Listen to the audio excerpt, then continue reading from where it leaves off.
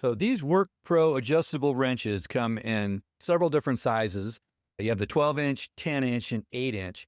And they're really handy to have different sizes just because if you need to get in a tight, smaller spot or have something smaller to grab, these are perfect for that.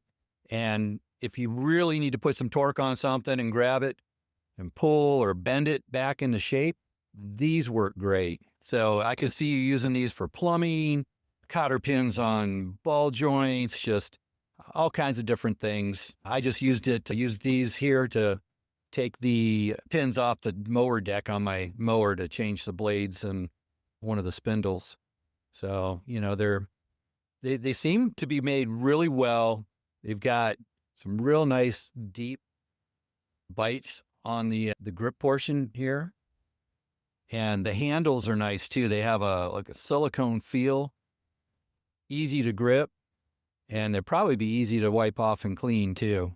So, I'm normally a Craftsman guy, but I asked for some of these adjustable wrenches for Christmas, and my mom purchased these off of Amazon, and I think they're wonderful. Might put a little coat of oil on them to keep the rusties away, but I'm going to go ahead and recommend these. Thumbs up.